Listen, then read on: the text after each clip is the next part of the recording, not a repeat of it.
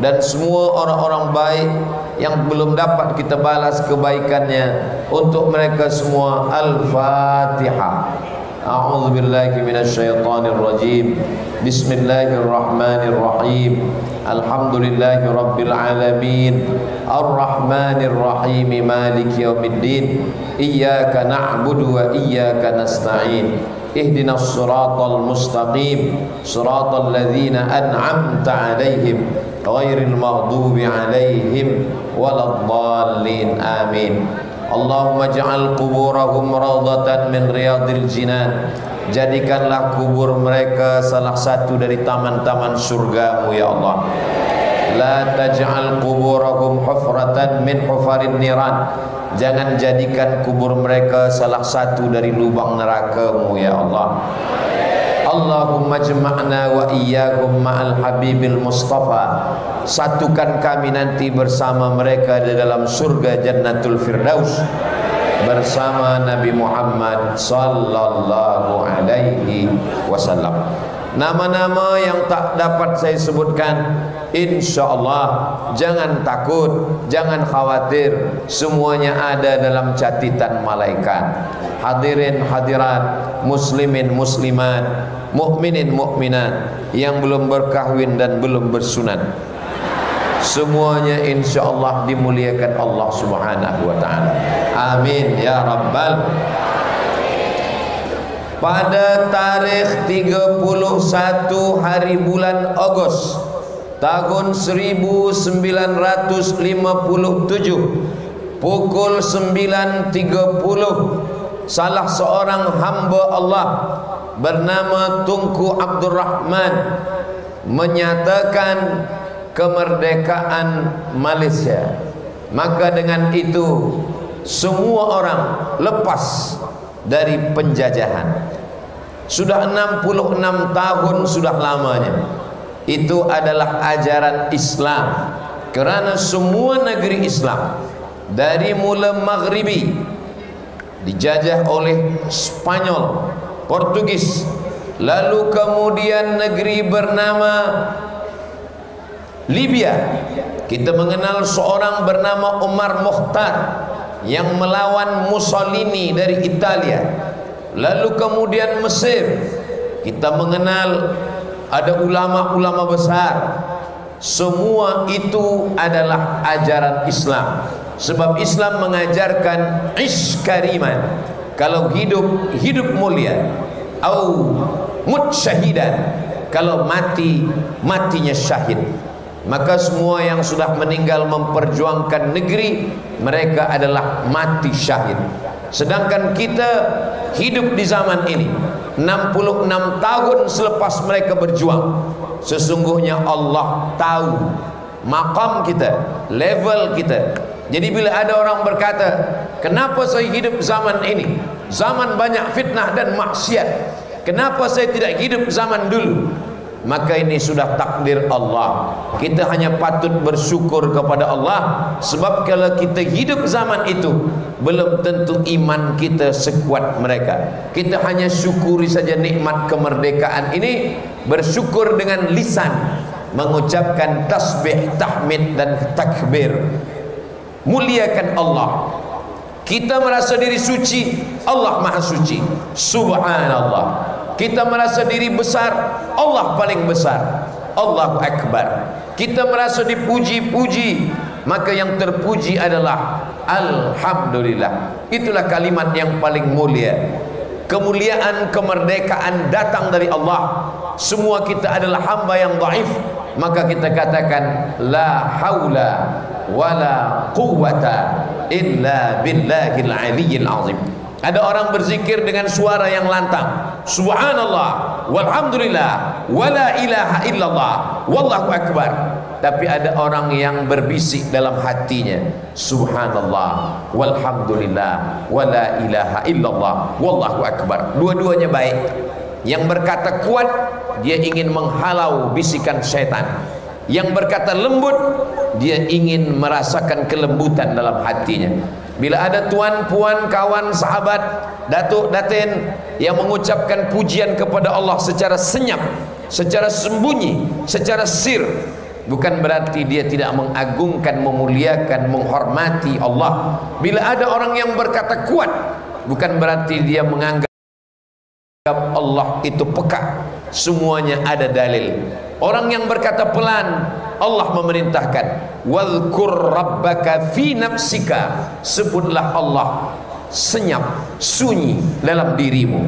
Orang yang berkata Allahu Akbar pun juga ada dalilnya, sebab Nabi melantunkan Allahu Akbar dengan suara yang kuat. Siapa yang bersuara kuat, dia sedang memuliakan Allah. Siapa yang bersuara senyap, dia pun juga sedang memuliakan Allah. Jadi bila ada kawan kita, sahabat kita mengucapkan subhanallah pelan, kita muliakan, kita hormati dia, kita tidak ganggu dia. Bila ada